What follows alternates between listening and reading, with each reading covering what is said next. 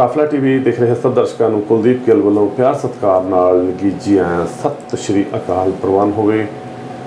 ਅੱਜ ਅਸੀਂ ਤੁਹਾਡੇ ਵਾਸਤੇ ਇਮੀਗ੍ਰੇਸ਼ਨ ਦੇ ਜਿਹੜੇ ਟਿਪਸ ਲੈ ਕੇ ਆਇਆ। ਕਿਹੜੀਆਂ ਸਾਡੇ ਜਿਹੜੇ ਬੱਚੇ ਖਾਸ ਕਰਕੇ ਜਿਹੜੇ ਇੰਟਰਨੈਸ਼ਨਲ ਸਟੂਡੈਂਟ ਸਾਡੇ ਇੱਥੇ ਆ ਰਹੇ ਨੇ ਉਹਨਾਂ ਨੂੰ ਬਹੁਤ ਵੱਡੀਆਂ ਜਿਹੜੀਆਂ ਪ੍ਰੋਬਲਮਾਂ ਦਾ ਜਿਹੜਾ ਸਾਹਮਣਾ ਕਰਨਾ ਪੈ ਰਿਹਾ। ਜਿਹੜੇ 700 ਸਟੂਡੈਂਟਾਂ ਨੂੰ ਜਿਹੜਾ ਹੈਗਾ ਬਹੁਤ ਵੱਡਾ ਇੱਕ ਮੁਸ਼ਕਲ ਦਾ ਜਿਹੜਾ ਸਾਹਮਣਾ ਕਰਨਾ ਪੈ ਰਿਹਾ। ਆਪਣੇ ਸਟੂਡੀਓ ਦੇ ਵਿੱਚ ਇਮੀਗ੍ਰੇਸ਼ਨ ਤੋਂ ਡਾਕਟਰ ਅਮਨ ਜੀ ਪਹੁੰਚੇ ਨੇ। ਅਮਨ ਜੀ ਵੈਲਕਮ ਜੀ। ਸਤਿ ਸ਼੍ਰੀ ਅਕਾਲ ਜੀ ਪਹਿਲਾਂ ਤਾਂ ਤੁਹਾਨੂੰ। Thank you. ਸਤਿ ਸ਼੍ਰੀ ਅਕਾਲ ਜੀ। ਜਿਹੜੀ ਸਭ ਤੋਂ ਆਪਾਂ ਜਿਹੜੇ ਬੱਚੇ ਸੀ 700 ਬੱਚੇ ਜਿਹੜੇ ਰੀਸੈਂਟਲੀ ਪਿਛਲੇ ਕੁਝ ਸਾਲਾਂ ਤੋਂ ਆਏ ਸੀਗੇ ਉਹਨਾਂ ਨੂੰ ਜਿਹੜਾ ਹੈਗਾ ਡਿਪੋਰਟ ਦੇ ਜਿਹੜੇ ਸੀਗੇ ਕੁਝ ਮਸਲਾ ਹੁਣ ਠੰਡਾ ਪਿਆ ਹੈਗਾ ਰਾਈਟ। ਜਿਹੜੀ ਸਾਡੀ ਕੈਨੇਡਾ ਸਰਕਾਰ ਨੇ ਕਿਹਾ ਹੈਗਾ ਵੀ ਚਲੋ ਕੋਈ ਨਹੀਂ ਇਸ ਬਾਰੇ ਜ਼ਰੂਰ ਅਸੀਂ ਜਿਹੜਾ ਵਿਚਾਰ ਕਰਦੇ ਹੈਗੇ ਆ। ਪਰ ਉਹਨਾਂ ਨੂੰ ਇਹ ਜਿਹੜੀ ਜੜ ਦੀ ਗੱਲ ਕਰਦੇ ਆ ਕਿਉਂ ਪ੍ਰੋਬਲਮ ਆਈ, ਕਿਉਂ ਪ੍ਰੋਬਲਮਾਂ ਦਾ ਸਾਹਮਣਾ ਕਰਨਾ ਪੈ ਰਿਹਾ ਹੈਗਾ ਜੀ। ਹਾਂਜੀ ਜਿਵੇਂ ਜਿਹੜੇ 700 ਬੱਚਿਆਂ ਦਾ ਡਿਪੋਰਟੇਸ਼ਨ ਵਾਲਾ ਮਸਲਾ ਹੈ ਇਹਦੇ ਵਿੱਚ ਗਵਰਨਮੈਂਟ ਆਫ ਕੈਨੇਡਾ ਦਾ ਸਲਾਘਾਯੋਗ ਕਦਮ ਹੈਗਾ ਕਿ ਉਹਨਾਂ ਨੇ ਕਿਹਾ ਕਿ ਓਕੇ ਠੀਕ ਹੈ ਅਸੀਂ ਉਹਨਾਂ ਬੱਚਿਆਂ ਨੂੰ ਡਿਪੋਰਟ ਕਰਨਾ, ਅਜੇ ਤੱਕ ਇਹ ਸਾਰੇ ਬੱਚਿਆਂ ਨੂੰ ਡਿਪੋਰਟ ਕਰਨਾ ਹਾਲਟ ਕਰ ਦਿੱਤਾ ਗਿਆ ਹੈ। ਤੇ ਇਹ ਵੀ ਕਿਹਾ ਗਿਆ ਕਿ ਓਕੇ ਜਿਹੜੇ ਬੱਚੇ ਇਮੀਗ੍ਰੇਸ਼ਨ ਫਰਾਡ ਦਾ ਸ਼ਿਕਾਰ ਹੈਗੇ ਉਹਨਾਂ ਨੂੰ ਅਸੀਂ ਡਿਪੋਰਟ ਨਹੀਂ ਕਰਾਂਗੇ।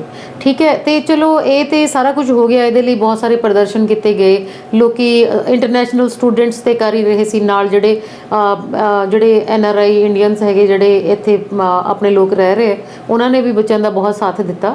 ਤੇ ਚਲੋ ਬਹੁਤ ਚੰਗੀ ਗੱਲ ਹੈ। ਬਟ ਜਿਹੜਾ ਤੁਸੀਂ ਪੁੱਛਿਆ ਕਿ ਵੀ ਇਹ ਹੁੰਦਾ ਕਿਉਂ ਹੈ, ਇਹ ਹੋਣ ਵਿੱਚ ਜਿੱਦਾਂ ਆਪਣੇ ਆਪ ਜਿਹੜਾ ਕਲਾਇੰਟ ਹੈਗਾ ਜਿਹੜਾ ਬੱਚਾ ਹੈ ਜਾਂ ਉਹਦੇ ਪੇਰੈਂਟਸ ਹੈ ਉਹਨਾਂ ਦੀ ਆਪ ਦੀ ਗਲਤੀ ਹੈ। ਹੁਣ ਇਹ ਚੀਜ਼ ਹੋਈ ਕਿਵੇਂ ਹੋਈ? ਐਵੇਂ ਕਿ ਕੋਈ ਇੱਕ ABCD ਏਜੰਟ ਸੀਗਾ ਜਿਹੜਾ ਬੱਚਿਆਂ ਨੂੰ ਆਪਣੇ ਵੱਲੋਂ ਫੇਕ ਆਫਰ ਲੈਟਰਸ ਕਾਲਜ ਦੀਆਂ ਛਾਪ ਕੇ ਦੇ ਰਿਹਾ ਸੀਗਾ। ਤੇ ਇਹ ਸਾਰਾ ਕੁਝ ਕਰਨ ਤੋਂ ਬਾਅਦ ਉਹ ਆਊਟ ਆਫ ਸਾਈਟ ਵੀ ਹੋ ਗਿਆ। ਠੀਕ ਹੈ। ਹੁਣ ਜਦੋਂ ਇਹ ਚੀਜ਼ ਹੋਣ ਦਾ ਮੇਨ ਕਾਰਨ ਕੀ ਹੈ? ਮੇਨ ਕਾਰਨ ਇਹ ਹੈ ਕਿ ਵੀ ਜਦੋਂ ਲੋਕੀ ਆਪਣਾ ਇਮੀਗ੍ਰੇਸ਼ਨ ਦਾ ਕੁਐਸਚਨ ਲੈ ਕੇ ਜਾਂਦੇ ਆ ਕਿਸੇ ਕੋਲ ਤੇ ਉਹ ਪਤਾ ਕਰਨ ਦੀ ਕੋਸ਼ਿਸ਼ ਹੀ ਨਹੀਂ ਕਰਦੇ ਕਿ ਇਹ ਬੰਦਾ ਕਿਸੇ ਏਜੰਸੀ ਨਾਲ ਰਜਿਸਟਰਡ ਹੈ ਕਿ ਨਹੀਂ ਹੈ। ਠੀਕ ਹੈ। ਇਹਦੇ ਕੋਲ ਕੋਈ ਲਾਇਸੈਂਸ ਹੈ ਕਿ ਨਹੀਂ ਹੈ। ਤੇ ਇਹ ਮਤਲਬ ਇਹਨੂੰ ਇਮੀਗ੍ਰੇਸ਼ਨ ਦਾ ਕੰਮ ਕਰਨ ਦੇ ਕਾਬਿਲ ਵੀ ਹੈਗਾ ਕਿ ਸਾਨੂੰ ਚੰਗੀ ਤਰ੍ਹਾਂ ਗਾਈਡ ਕਰਨ ਦੇ ਕਾਬਿਲ ਵੀ ਹੈਗਾ ਕਿ ਨਹੀਂ। ਕਿਸੇ ਵੀ ਰੈਂਡਮ ਪਰਸਨ ਕੋਲ ਜਾ ਕੇ ਤੁਸੀਂ ਕਿ ਚਲੋ ਅਸੀਂ ਇਮੀਗ੍ਰੇਸ਼ਨ ਕਰਵਾਉਣੀ ਹੈ ਜਾਂ ਅਸੀਂ ਸਟੂਡੈਂਟ ਵੀਜ਼ਾ ਲੈ ਕੇ ਕੈਨੇਡਾ ਜਾਣਾ ਹੈ, ਜਦੋਂ ਤੱਕ ਇਹ ਸਾਰੀ ਚੀਜ਼ਾਂ ਲੋਕੀ ਕਰਨੀਆਂ ਬੰਦ ਨਹੀਂ ਕਰਨਗੇ, ਆਪ ਜਾਗਰੂਕ ਨਹੀਂ ਹੋਣਗੇ, ਉਦੋਂ ਤੱਕ ਇਹੋ ਜਿਹੇ ਕੰਮ ਹੋਣੇ ਬੰਦ ਨਹੀਂ ਹੋਣੇ। ਜੇ ਹੁਣ ਇਹ ਬਹੁਤ ਵੱਡਾ ਸਬਕ ਹੈ ਅੱਗੇ ਆਉਣ ਵਾਲੇ ਬੱਚਿਆਂ ਲਈ ਤੇ ਉਹਨਾਂ ਲੋਕਾਂ ਲਈ ਜਿਹੜੇ ਆਪਣੇ ਬੱਚਿਆਂ ਨੂੰ ਕੈਨੇਡਾ ਪੜ੍ਹਨ ਲਈ ਭੇਜਣਾ ਚਾਹੁੰਦੇ ਕਿ ਜਦੋਂ ਤੁਸੀਂ ਆਪਦੇ ਬੱਚੇ ਲਈ ਉਹਦੇ ਲਈ ਚਲੋ ਸਟੱਡੀ ਵੀਜ਼ਾ ਲੈਣਾ ਜਾਂ ਵਰਕ ਵੀਜ਼ਾ ਲੈਣਾ ਜਾਂ PR PNP ਵਾਟਐਵਰ, ਉਹਦੇ ਲਈ ਜਦੋਂ ਤੁਸੀਂ ਉਹਦਾ ਆਪਣਾ ਇਮੀਗ੍ਰੇਸ਼ਨ ਏਜੰਟ ਚੂਜ਼ ਕਰਦੇ ਹੋ ਜਾਂ ਕੋਈ ਕੰਸਲਟੈਂਟ ਚੂਜ਼ ਕਰਦੇ ਹੋ ਉਦੋਂ ਇਹ ਜ਼ਰੂਰ ਪਤਾ ਕਰੋ ਕਿ ਇਹ ਰਜਿਸਟਰਡ ਹੈਗਾ, ਰੈਗੂਲੇਟਡ ਹੈਗਾ ਕਿ ਨਹੀਂ। ਗਵਰਨਮੈਂਟ ਆਫ ਕੈਨੇਡਾ ਕਹਿੰਦੀ ਹੈ ਕਿ ਇਮੀਗ੍ਰੇਸ਼ਨ ਸਲਾਹ ਕੋਈ ਵੀ ਬੰਦਾ ਉਹੀ ਦੇ ਸਕਦਾ ਹੈਗਾ ਜਿਹੜਾ ਐਟਲੀਸਟ ਜਿਹੜਾ college of immigration and citizenship Canada the member ਹੋਵੇ ਉਹੀ ਦੇ ਸਕਦਾ ਜੀ। ਤਾਂ ਕਰਕੇ ਇਮੀਗ੍ਰੇਸ਼ਨ ਆਪਣੀ ਇਹਨਾਂ ਦੀ ਡਾਇਰੈਕਟਰੀ ਚੈੱਕ ਕਰੋ CICC ਦੀ। ਉਹਦੇ 'ਚ ਦੇਖੋ ਕਿ ਜਿਹੜਾ ਬੰਦਾ ਤੁਹਾਨੂੰ ਕਹਿ ਰਿਹਾ ਕਿ ਵੀ ਓਕੇ ਮੈਂ ਰਜਿਸਟਰਡ ਹਾਂ ਜਾਂ ਮੈਂ ਆਥੋਰਾਈਜ਼ਡ ਏਜੰਟ ਹਾਂ ਉਹ ਹੈ ਕਿ ਨਹੀਂ ਹੈ। ਉਹ ਤੋਂ ਬਾਅਦ ਆਪਣਾ ਇਮੀਗ੍ਰੇਸ਼ਨ ਦਾ ਕੇਸ ਸ਼ੁਰੂ ਕਰਾਓ।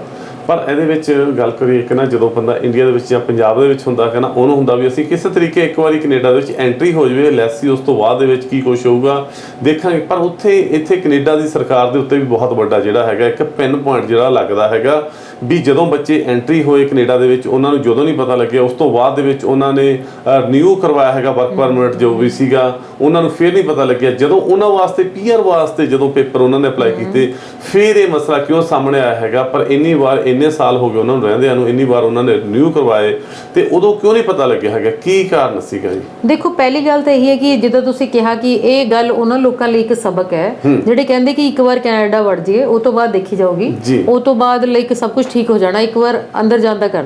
ਪਰ ਦੇਖੋ ਹੁਣ ਇਹਦੇ 'ਚ ਕਿ ਇਹ ਬੱਚੇ ਵੀ ਆ ਗਏ ਸੀਗੇ, ਇਹਨਾਂ ਨੇ ਆਪਣੀ ਪੜ੍ਹਾਈ ਵੀ ਪੂਰੀ ਕਰ ਲਈ, ਵਰਕ ਪਰਮਿਟ ਤੇ ਕੰਮ ਵੀ ਕੀਤਾ, ਕੰਮ ਕਰਕੇ ਟੈਕਸ ਪੇ ਕੀਤਾ ਟੂ ਗਵਰਨਮੈਂਟ ਆਫ ਕੈਨੇਡਾ, ਸਾਰਾ ਕੁਝ ਕੀਤਾ। ਉਹ ਤੋਂ ਬਾਅਦ ਜਦੋਂ PR ਹੋਣ ਲਈ ਆਪਣੇ ਪੇਪਰਸ ਅਪਲਾਈ ਕੀਤੇ, ਕਿਉਂਕਿ ਜਦੋਂ PR ਅਪਲਾਈ ਕਰਦੇ ਹੋ ਤੁਸੀਂ ਉਦੋਂ ਸੀਰੀਅਸਲੀ ਤੁਹਾਡਾ ਸਾਰਾ ਬੈਕਗਰਾਊਂਡ ਚੈੱਕ ਹੁੰਦਾ।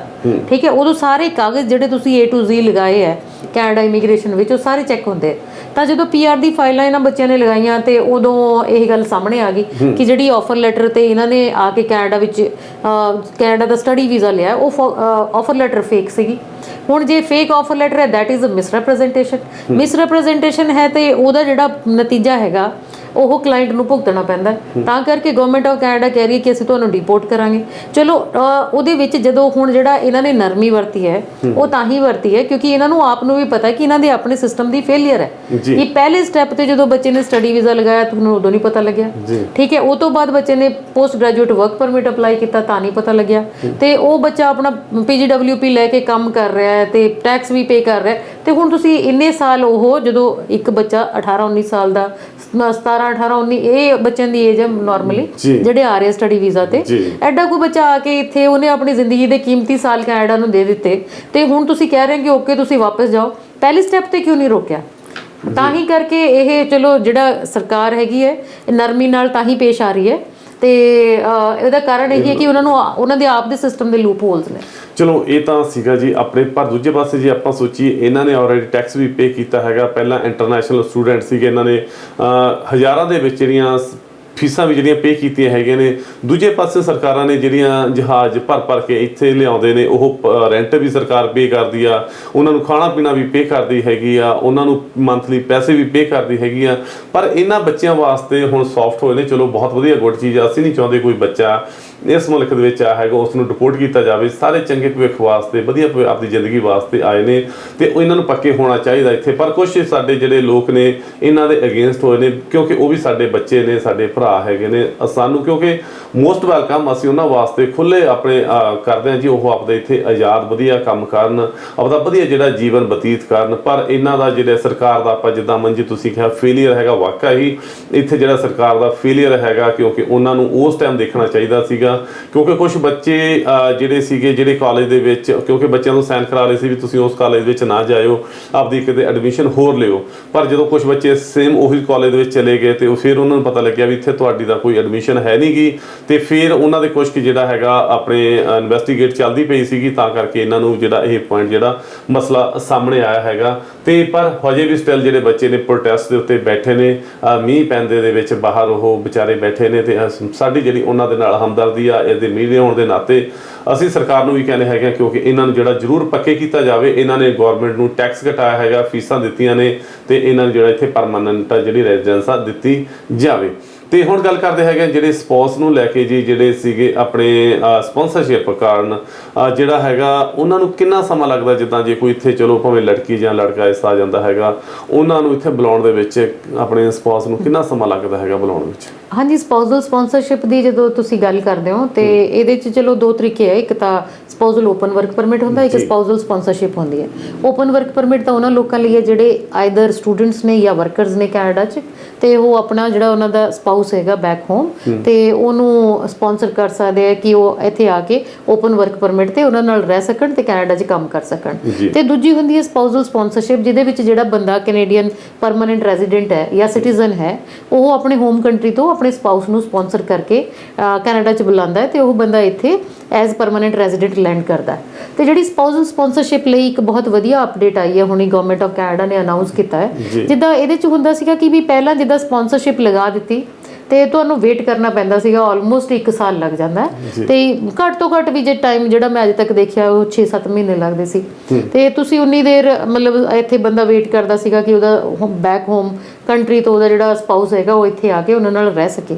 ਤੇ ਹੁਣ ਗਵਰਨਮੈਂਟ ਆਫ ਕੈਨੇਡਾ ਨੇ ਇੱਕ ਬਹੁਤ ਵਧੀਆ ਜਿਹੜੀ ਇੱਕ ਓਪਰਚੁਨਿਟੀ ਦਿੱਤੀ ਹੈ। ਇਹਦੇ 'ਚ ਉਹਨਾਂ ਦਾ ਕਹਿਣਾ ਹੈਗਾ ਕਿ ਵੀ ਓਕੇ, ਜਦੋਂ ਤੁਸੀਂ ਆਪਣੀ ਸਪਾਊਸਲ ਸਪਾਂਸਰਸ਼ਿਪ ਦੀ ਫਾਈਲ ਲਗਾ ਲਈ, ਜਦੋਂ ਐਪਲੀਕੇਸ਼ਨ ਲੱਗ ਗਈ, ਉਹ ਤੋਂ ਬਾਅਦ ਜਿਹੜਾ ਬੰਦਾ ਹੋਮ ਕੰਟਰੀ 'ਚ ਹੈਗਾ, ਜਿਹੜਾ ਸਪਾਊਸ ਬੈਕ ਹੋਮ ਹੈ, ਉਹ ਆਪਣੀ ਵਿਜ਼ਟਰ ਵੀਜ਼ਾ ਦੀ ਐਪਲੀਕੇਸ਼ਨ ਲਗਾ ਸਕਦਾ। ਹੁਣ ਇਹ ਪਹਿਲਾਂ ਵੀ ਲੋਕੀ ਕਰਦੇ ਹੁੰਦੇ ਸੀ, ਬਟ ਮੋਸਟਲੀ ਐਪਲੀਕੇਸ਼ਨ ਰਿਫਿਊਜ਼ ਹੋ ਜਾਂਦੀ ਸੀ, ਇਹ ਕਹਿ ਕੇ ਕਿ ਓਕੇ ਤੁਹਾਡੀ ਪੀਆਰ ਦੀ ਐਪਲੀਕੇਸ਼ਨ ਹੈ ਤੇ ਤੁਸੀਂ ਵਾਪਸ ਨਹੀਂ ਜਾਣਾ, ਜਾਂ ਉਹ ਬੰਦੇ ਨੂੰ ਆਪਣੀ ਕਿਸੇ ਤਰੀਕੇ ਡੂਅਲ ਇੰਟੈਂਟ ਪ੍ਰੂਵ ਕਰਨੀ ਪੈਂਦੀ ਸੀਗੀ ਕਿ ਓਕੇ ਮੈਂ ਵਿਜ਼ਿਟਰ ਵੀ ਹਾਂ ਤੇ ਮੈਂ ਕੱਲ ਨੂੰ ਪੀਆਰ ਵੀ ਲੈਣੀ ਹੈ, ਤੇ ਉੱਦਾਂ ਕਰਕੇ ਕਿਸੇ ਨੂੰ ਵਿਜ਼ਟਰ ਵੀਜ਼ਾ ਮਿਲਦਾ ਸੀਗਾ। ਬਟ ਹੁਣ according to government of Canada's latest update, ਉਹ ਕਹਿੰਦੇ ਕਿ ਓਕੇ ਤੁਸੀਂ ਆਪਣੀ ਫਾਈਲ ਲਗਾ ਲਈ ਪੀਆਰ ਦੀ, ਉਹ ਤੋਂ ਬਾਅਦ ਤੁਸੀਂ ਆਪ ਦਾ ਵਿਜ਼ਟਰ ਵੀਜ਼ਾ ਅਪਲਾਈ ਕਰ ਲਓ। ਤੇ ਉਹ ਵਿਜ਼ਟਰ ਵੀਜ਼ਾ ਅਸੀਂ 1 ਮਹੀਨੇ ਦੇ ਵਿੱਚ ਅਪਰੂਵ ਕਰਾਂਗੇ ਤੇ ਅਸੀਂ ਇਹ ਅਪਡੇਟ ਆਉਣ ਤੋਂ ਬਾਅਦ ਲਗਾ ਕੇ ਵੀ ਵੀਜ਼ਾ ਦੇਖ ਲਿਆ ਹੈ ਜਿਹੜਾ ਕਿ 4 ਦਿਨ ਵਿੱਚ ਅਪਰੂਵ ਹੋ ਗਿਆ। ਠੀਕ ਹੈ, ਸੋ ਉਹ ਅਪਰੂਵਲ ਤੋਂ ਬਾਅਦ ਉਹ ਕਹਿੰਦੇ ਕਿ ਓਕੇ ਜਿਹੜਾ ਸਪਾਊਸ ਹੈਗਾ ਉਹ ਕੈਨੇਡਾ ਵਿੱਚ ਆਵੇ ਤੇ ਆ ਕੇ ਆਪਣਾ ਵਰਕ ਪਰਮਿਟ ਅਪਲਾਈ ਕਰ ਦੇਵੇ, ਜਿਹਦੀ ਉਹ ਓਪਨ ਵਰਕ ਪਰਮਿਟ ਹਾਸਲ ਕਰ ਸਕਦਾ ਹੈ। ਤੇ ਓਪਨ ਵਰਕ ਪਰਮਿਟ ਦੀ ਸ਼ਰਤ ਇਹ ਹੈ ਕਿ ਉਹ ਦੋਨੋਂ ਜਣੇ ਜਿਹੜੇ ਮਤਲਬ ਹਸਬੈਂਡ ਐਂਡ ਵਾਈਫ ਹੈ ਇੱਕੋ ਹੀ ਪਤੇ ਤੇ ਰਹਿੰਦੇ ਹੋਣ ਤੇ ਉਹਨਾਂ ਦਾ ਰਿਲੇਸ਼ਨਸ਼ਿਪ ਜੈਨੂਅਨ ਹੈ। ਸੋ ਇਹਦੇ ਕਰਕੇ ਕਿ ਜਿਹੜਾ ਟਾਈਮ ਲੰਬਾ ਟਾਈਮ ਅਲੱਗ-ਅਲੱਗ ਰਹਿਣਾ ਪੈਂਦਾ ਸੀ ਲੋਕਾਂ ਨੂੰ ਵਿਆਹ ਕਰਾ ਕੇ, ਉਹ ਹੁਣ ਖਤਮ ਹੋ ਗਿਆ ਸਮਝੋ ਟਾਈਪ ਆਫ, ਕਿ ਤੁਸੀਂ ਆਪਣਾ ਐਪਲੀਕੇਸ਼ਨ ਲਗਾਈ ਤੇ ਨਾਲ ਹੀ ਵਿਜ਼ਟਰ ਵੀਜ਼ਾ ਤੇ ਆ ਕੇ ਆਪਣਾ ਜਿਹੜਾ ਸਪਾਊਸ ਹੈ ਉਹਦੇ ਨਾਲ ਯੂਨਾਈਟ ਕਰ ਸਕਦਾ। ਪਰ ਇਹਦੇ ਵਿੱਚ ਕਈ ਕੇਸ ਜਿਹੜੇ ਸਾਹਮਣੇ ਆਏ ਨੇ ਕਾਫੀ, ਸਾਨੂੰ ਆਫਟਰ ਸ਼ੋਅ ਤੋਂ ਬਾਅਦ ਰੇਡੀਓ ਟੀਵੀ ਤੋਂ ਬਾਅਦ ਜਿਹੜੀਆਂ ਸਾਨੂੰ ਕਾਲ ਆਉਂਦੀਆਂ ਨੇ ਕੁੜੀਆਂ ਤੇ ਮੁੰਡਿਆਂ ਦੀ, ਮੋਸਟਲੀ ਜ਼ਿਆਦਾ ਮੁੰਡਿਆਂ ਦੀ ਜਿਹੜੀ ਕੰਪਲੇਂਟ ਬਹੁਤ ਵੱਡੀ ਹੈਗੀ ਹੈ। ਜਦੋਂ ਕੁੜੀਆਂ, ਕਿਉਂਕਿ ਮੁੰਡੇ ਜਿਹੜੇ ਬੈਂਡ ਨੇ ਨਹੀਂ ਲੈ ਜਾਂਦੇ ਹੈਗੇ ਉੱਥੋਂ, ਚਲੋ ਜਿੱਦਾਂ ਵੀ ਕਿਸੇ ਵੀ ਤਰੀਕੇ ਆਉਂਦੇ ਨੇ ਉਹਦੇ ਵਿੱਚ ਅਸੀਂ ਨਹੀਂ ਜਾਂਦੇ ਹੈਗੇ, ਬਟ ਜਿਹੜੀਆਂ ਕੁੜੀਆਂ ਇੱਥੇ ਆ ਜਾਂਦੀਆਂ ਨੇ ਆਪਣੇ 6-7 ਬੈਂਡ ਲੈ ਕੇ ਜੋ ਵੀ ਹੈਗਾ, ਤੇ ਉੱਥੋਂ 30-30, 35-35, 40-40 ਲੱਖ ਰੁਪਈਆ ਖਰਚ ਕੇ ਇਹ ਕੁੜੀਆਂ ਇੱਥੇ ਆ ਕੇ ਬਾਅਦ ਦੇ ਵਿੱਚ ਜਿਹੜੇ ਆਪਣੇ ਸਪਾਊਸ ਨੂੰ ਉਹ ਨਹੀਂ ਬੁਲਾਉਂਦੀਆਂ ਹੈਗੀਆਂ। ਜੇ ਬੁਲਾ ਵੀ ਲੈਂਦੀਆਂ ਨੇ, ਆਉਂਦੀ ਸਾਰ ਕਹਿੰਦੀਆਂ ਨੇ ਓਕੇ ਤੇਰਾ ਆਪਦਾ ਰਸਤਾ ਹੈਗਾ, ਮੇਰਾ ਆਪਦਾ ਰਸਤਾ ਹੈਗਾ, ਅਸੀਂ ਇਕੱਠੇ ਨਹੀਂ ਰਹਿਣਾ ਹੈਗਾ। ਪਰ ਉਹ ਜਿਹੜਾ ਵਰਕ ਪਰਮਿਟ ਦੇ ਉੱਤੇ ਇੱਥੇ ਆ ਜਾਂਦਾ ਹੈਗਾ, ਉਸ ਮਸਲੇ ਦੇ ਵਿੱਚ ਮਤਲਬ ਜਿਹੜੇ ਸਾਡੇ ਬੱਚੇ ਨੇ ਉਹ ਕਿੱਦਾਂ ਟੈਕਲ ਕਰਨ, ਕਿੱਦਾਂ ਮਤਲਬ ਇੱਥੇ ਜਿਹੜੇ PR ਲੈ ਸਕਦੇ ਨੇ, ਤੇ ਜਾਂ ਉਹਨਾਂ ਦਾ ਕਿਹੜਾ ਵੇ ਹੈਗਾ ਫਿਰ ਆ ਕੇ ਕੀ ਕਰਨਾ ਹੋ ਇੱਥੇ? ਨਹੀਂ ਦੇਖੋ, ਜਿਹੜੀ ਤੁਸੀਂ ਗੱਲ ਕਰਦੇ ਹੋ ਕਿ ਇਹ ਤਾਂ ਬਹੁਤ ਹੀ ਕੰਟਰੋਵਰਸ਼ੀਅਲ ਜੀ ਗੱਲ ਹੈ ਕਿ ਵੀ ਜਿਹੜਾ ਬੰਦਾ, ਜਿਹੜੀਆਂ ਕੁੜੀਆਂ ਨੇ ਚਲੋ ਬੈਂਡ ਲੈ ਲਏ ਤੇ ਆ ਗਈਆਂ ਤੇ ਉੱਥੇ ਮੁੰਡਿਆਂ ਤੋਂ ਬੈਂਡ ਨਹੀਂ ਲਏ ਜਾ ਰਹੇ ਤੇ ਪੈਸੇ ਲੈ ਕੇ ਵਿਆਹ ਕਰਾਇਆ, ਇਹ ਦੇਖੋ ਗਲਤ ਹੈ ਨਾ, ਇਹ ਤਾਂ ਨਹੀਂ ਹੋਣਾ ਚਾਹੀਦਾ। ਤੁਸੀਂ ਕਹਿੰਦੇ ਕਿ ਵੀ ਜਿਹੜਾ ਕਿਹਾ ਜਾਂਦਾ ਹੈ ਕਿ ਵੀ ਜਿਹੜੇ ਜੋੜੀਆਂ ਤਾਂ ਰੱਬ ਨੇ ਬਣਾਈਆਂ, ਇਹ ਫਿਰ ਜੋੜੀਆਂ ਤਾਂ ਆਇਲਸ ਇੰਸਟੀਟਿਊਟਸ ਵਿੱਚ ਬਣਨ ਲੱਗ ਗਿਆ ਹੈ ਨਾ। So this is not something that ਮੈਂ ਐਡਵੋਕੇਟ ਕਰਦੀ ਹਾਂ। ਮੈਂ ਇਹੀ ਕਹਿੰਦੀ ਹਾਂ ਕਿ ਓਕੇ ਜ਼ਿਆਦਾਤਰ ਕਹਿ ਰਹੇ ਕਿ ਮੁੰਡੇ ਕਹਿ ਰਹੇ ਕਿ ਸਾਡੇ ਨਾਲ ਧੱਕਾ ਹੋ ਰਿਹਾ, ਤੇ ਉਹ ਮੁੰਡਿਆਂ ਨਾਲ ਧੱਕਾ ਕਿਉਂ ਹੋਏਗਾ ਜੇ ਉਹ ਆਪਣਾ ਆਇਲਸ ਆਪ ਕਰ ਲੈਣ? ਠੀਕ ਹੈ, ਉਹ ਕਿਉਂ ਨਹੀਂ ਪੜ੍ਹਦੇ? ਉਹ ਪੜ੍ਹ ਕੇ ਆਪਣਾ ਆਪ ਸਟੱਡੀ ਵੀਜ਼ਾ ਲੈ ਕੇ ਆਉਣ ਜਿੱਦਾਂ ਕੁੜੀਆਂ ਆ ਰਹੀਆਂ। ਠੀਕ ਹੈ, ਚਲੋ ਉਹ ਤੋਂ ਬਾਅਦ ਦੂਜੀ ਗੱਲ ਹੈ ਕਿ ਜਿਹੜਾ ਇਹ ਪੰਜਾਬ ਵਿੱਚ ਸਿਸਟਮ ਚੱਲਿਆ ਤੇ ਕੁਝ ਕੇਸ ਸਾਹਮਣੇ ਆਇਆ ਹੈ, ਉਹਦੇ ਕਰਕੇ ਜਿਹੜੀਆਂ ਜੈਨੂਅਨ ਮੈਰਿਜਸ ਹੈ ਉਹਨਾਂ ਤੇ ਵੀ ਸਵਾਲੀਆ ਨਿਸ਼ਾਨ ਖੜਾ ਹੋ ਗਿਆ। ਮਤਲਬ ਜਿਹੜੀ ਗਵਰਨਮੈਂਟ ਆਫ ਕੈਨੇਡਾ ਜਾਂ IRCC ਹੈ, IRCC ਹਰੇਕ ਇੰਡੀਅਨ ਮੈਰਿਜ ਤੇ ਸ਼ੱਕ ਕਰਨ ਲੱਗੀ ਹੈ। ਉਹ ਹਰੇਕ ਇੰਡੀਅਨ ਮੈਰਿਜ ਨੂੰ ਮੈਰਿਜ ਆਫ ਕਨਵੀਨੀਅੰਸ ਮੰਨਣ ਲੱਗੀ ਹੈ ਨਾ, ਕਿ ਇੱਥੇ ਤਾਂ ਲੋਕੀ ਕਰਦੇ ਹੀ ਇਦਾਂ ਨੇ, ਉਹ ਸਿਰਫ ਕੈਨੇਡਾ ਆਉਣ ਲਈ ਵਿਆਹ ਕਰਾ ਰਿਹਾ ਵਾਟਐਵਰ।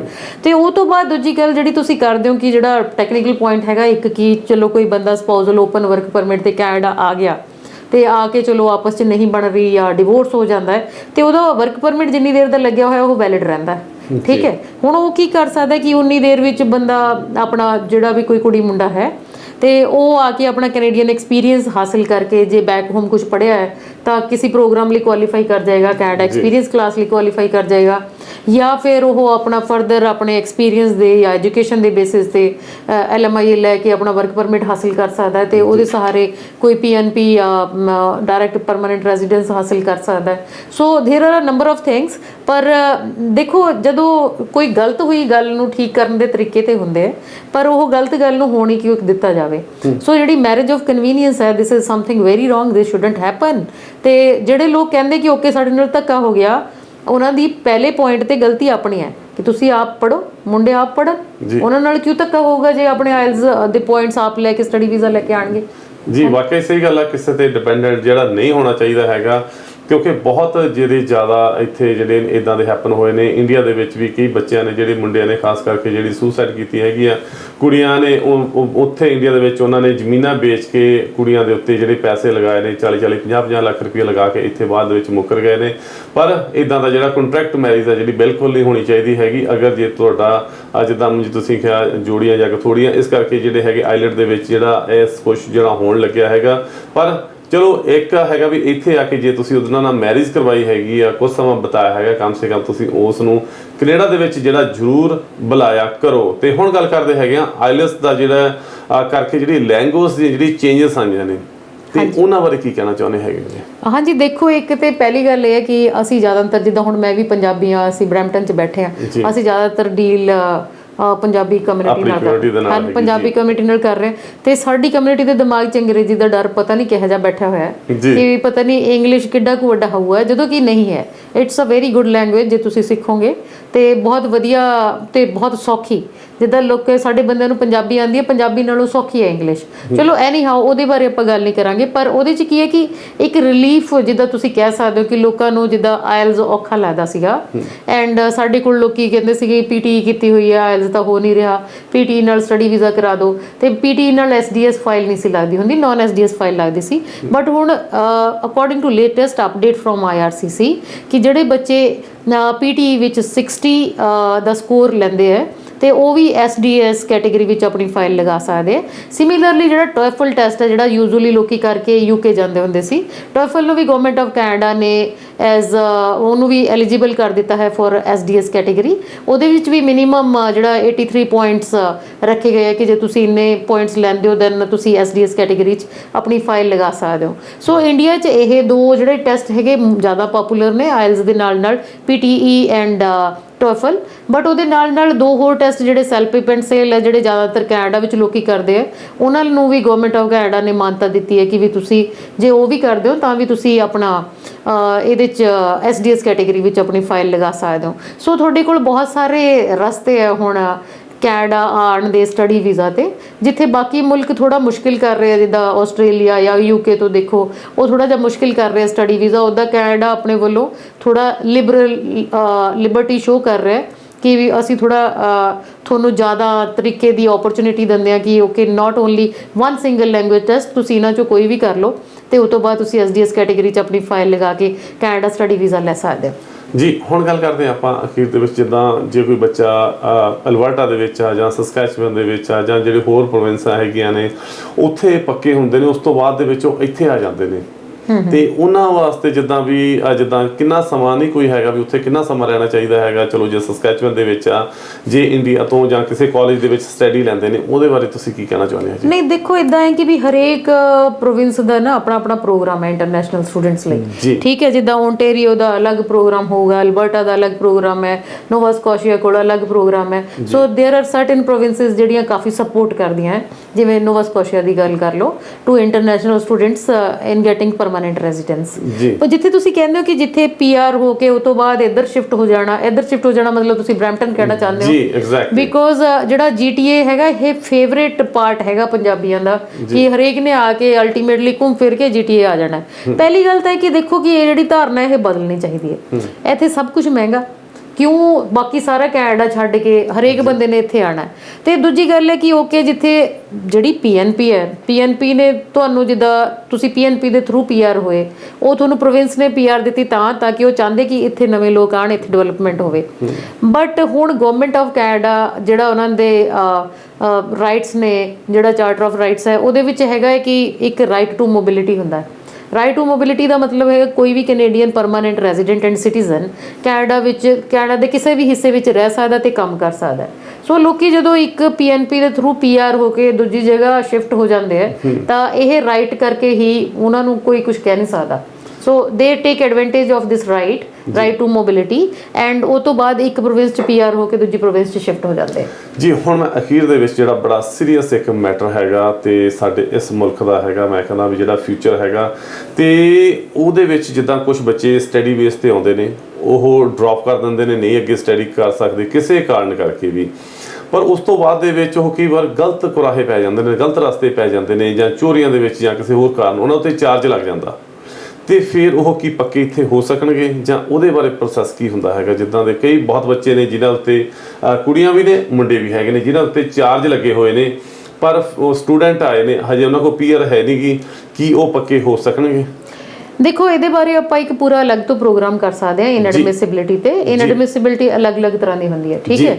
ਤੇ ਇਹਦੇ 'ਚ ਤਾਂ ਅਲੱਗ-ਅਲੱਗ ਤਰੀਕੇ ਦਾ ਜਿੱਦਾਂ ਚਾਰਜ ਹੈਗਾ, ਕਿੰਨੀ ਕੁ ਹਰੇਕ ਜਿਹੜਾ ਤੁਸੀਂ ਕੰਮ ਕੀਤਾ ਹੈ, ਮਤਲਬ ਜੇ ਤੁਸੀਂ ਸਪੋਜ਼ਿੰਗ ਕੋਈ ਇਹੋ ਜਿਹਾ ਕੰਮ ਕੀਤਾ ਜਿਹਦੀ ਕੋਈ ਸਜ਼ਾ ਨਹੀਂ, ਕੈਨੇਡਾ ਵਿੱਚ ਸਿਰਫ ਜੁਰਮਾਨਾ ਹੀ ਹੈ, ਠੀਕ ਹੈ, ਉਹਦੇ ਤੁਹਾਨੂੰ ਕੋਈ ਸੀਰੀਅਸ ਇੰਪਲੀਕੇਸ਼ਨਸ ਨਹੀਂ ਹੁੰਦੀਆਂ। ਪਰ ਜੇ ਤੁਹਾਨੂੰ ਤੁਸੀਂ ਕੋਈ ਇਸ ਤਰੀਕੇ ਦਾ ਸਮਝੋ ਕੋਈ ਜ਼ੁਰਮ ਕੀਤਾ ਹੈ ਜਾਂ ਗਲਤ ਕੰਮ ਕੀਤਾ ਜਿਹਦੀ ਕੈਨੇਡਾ ਵਿੱਚ ਸਜ਼ਾ 6 ਮਹੀਨੇ ਤੋਂ ਉੱਪਰ ਦੀ ਹੈਗੀ ਹੈ, ਤਾਂ ਉਸ ਕੇਸ ਵਿੱਚ ਤੁਹਾਨੂੰ ਸੀਰੀਅਸ ਇੰਪਲੀਕੇਸ਼ਨਸ ਦੇਖਣੀਆਂ ਪੈਂਦੀਆਂ। ਇਨਕਲੂਡਿੰਗ ਜੇ PR ਕੈਂਸਲ ਹੋਣਾ ਜਾਂ ਤੁਸੀਂ ਸਟੂਡੈਂਟ ਵੀਜ਼ਾ ਤੋਂ ਡਿਪੋਰਟ ਹੋਣਾ, ਐਂਡ ਅਸੀਂ ਆਮ ਕਰਕੇ ਦੇਖਿਆ ਵੀ ਹੈਗਾ।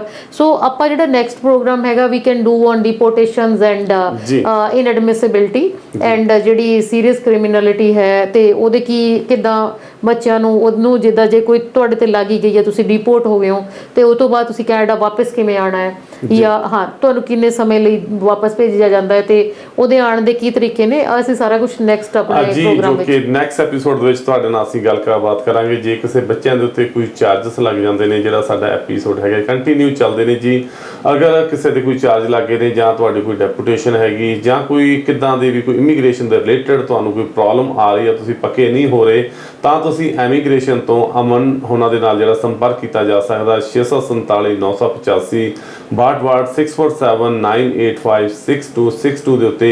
ਇਮੀਗ੍ਰੇਸ਼ਨ ਜੋ ਕਿ ਬਰੈਂਪਟਨ ਦੇ ਵਿੱਚ ਇਮੀਗ੍ਰੇਸ਼ਨ ਦਾ ਆਫਿਸ ਬਹੁਤ ਹੀ ਵਧੀਆ ਤੇ ਸਟੀਲ ਅਤੇ ਹਰਨਟਾਰੀਓ ਤੇ ਸ਼ੌਪਰਵਾਲ ਦੇ ਬਿਲਕੁਲ ਕੋਲ ਬਣਿਆ ਹੋਇਆ ਬਰੈਂਪਟਨ ਦੇ ਵਿੱਚ ਹੈਗਾ, ਪੂਰਾ ਪੰਜਾਬੀ ਦੇ ਗੜ੍ਹ ਦੇ ਵਿੱਚ। ਤੁਸੀਂ ਉੱਥੇ ਕਾਲ ਕਰਕੇ ਜਿਹੜੀ ਇਨਕੁਆਰੀ ਕਿਸੇ ਵੀ ਤਰ੍ਹਾਂ ਦੀ ਇਮੀਗ੍ਰੇਸ਼ਨ ਦੇ ਰਿਲੇਟਡ ਜਿਹੜੀ ਕਰ ਸਕਦੇ ਹੋ। ਇੱਕ ਵਾਰੀ ਅਖੀਰ ਦੇ ਵਿੱਚ ਅਮਨ ਜੀ ਤੁਸੀਂ ਕੀ ਕਹਿਣਾ ਚਾਹੁੰਦੇ ਹੈਗੇ?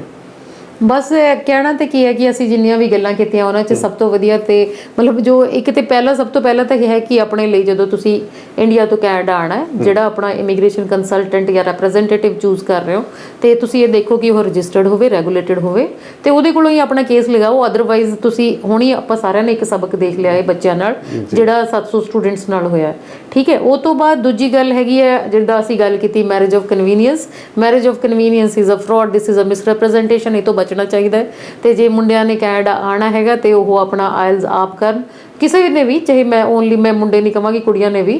ਤੇ ਜਿਹੜੇ ਵੀ ਬੱਚਾ ਜਿਹੜਾ ਆਉਣਾ ਚਾਹੁੰਦਾ ਹੈਗਾ ਕਿ ਕੈਨੇਡਾ ਤੇ ਕਹਿ ਰਿਹਾ ਕਿ ਓਕੇ ਆਓ, ਆਇਲਸ ਨਹੀਂ ਹੁੰਦਾ ਤੇ ਤੁਸੀਂ PTE ਕਰਕੇ ਆ ਜਾਓ, PTE ਨਹੀਂ ਹੋ ਰਹੀ ਤੇ TOEFL ਕਰਕੇ ਆ ਜਾਓ। ਸੋ ਸਾਰਾ ਕੁਝ ਤੁਹਾਡੇ ਕੋਲ ਬਹੁਤ ਸਾਰੇ ਤਰੀਕੇ ਹੈਗੇ ਲੈਂਗੁਏਜ ਟੈਸਟ ਦੇ, ਤੇ ਤੁਸੀਂ ਉਹ ਲੈਂਗੁਏਜ ਟੈਸਟ ਕਲੀਅਰ ਕਰਕੇ ਉਹ ਤੋਂ ਬਾਅਦ ਆਪਣਾ 10ਵੀਂ 12ਵੀਂ ਪੜ੍ਹਾਈ ਚੰਗੀ ਤਰ੍ਹਾਂ ਕਰਕੇ ਕੈਨੇਡਾ ਆਓ ਤੇ ਇੱਥੇ ਸੋਹਣੇ ਤਰੀਕੇ ਰਹੋ, ਆਪਣੀ ਪੜ੍ਹਾਈ ਖਤਮ ਕਰੋ। ਦੈਨ ਕੈਨੇਡਾ ਹਰੇਕ ਕਿਸੇ ਨੂੰ ਪਰਮਾਨੈਂਟ ਰੈਜ਼ੀਡੈਂਸ ਦਿੰਦਾ ਤੇ ਉਹ ਤੋਂ ਬਾਅਦ ਬਹੁਤ ਵਧੀਆ ਕੰਟਰੀ ਹੈਗਾ ਆਪਣੀ ਜ਼ਿੰਦਗੀ ਬਤੀਤ ਕਰਨ ਲਈ। ਹਾਂਜੀ, ਥੈਂਕ ਯੂ ਜੀ ਬਹੁਤ ਥੈਂਕ ਯੂ ਅਮਨ ਜੀ, ਤੁਸੀਂ ਪਹੁੰਚੇ ਸਟੂਡੀਓ ਦੇ ਵਿੱਚ, ਸਾਡੇ ਦਰਸ਼ਕਾਂ ਦੇ ਨਾਲ ਸਾਂਝ ਪਾਈ ਜੋ ਕਿ ਸਾਡੇ ਬੱਚਿਆਂ ਨੂੰ ਇੱਥੇ ਪ੍ਰੋਬਲਮ ਆ ਰਹੀਆਂ ਨੇ। ਤੁਸੀਂ ਕੰਟੈਕਟ ਕਰ ਸਕਦੇ ਹੈਗੇ ਹੋ ਡਾਕਟਰ ਅਮਨ ਉਹਨਾਂ ਦੇ ਨਾਲ 647 985 62 ਦੇ ਉੱਤੇ। ਤੇ ਹੁਣ ਆਪਾਂ ਅਮਨ ਲੈਣੇ ਇਜਾਜ਼ਤ, ਤੇ ਨੈਕਸਟ ਐਪੀਸੋਡ ਦੇ ਵਿੱਚ ਅਸੀਂ ਗੱਲਬਾਤ ਤੁਹਾਡੇ ਨਾਲ ਕਰਾਂਗੇ। ਕੰਟੀਨਿਊ ਤੁਸੀਂ ਜੁੜੇ ਰਹੋ।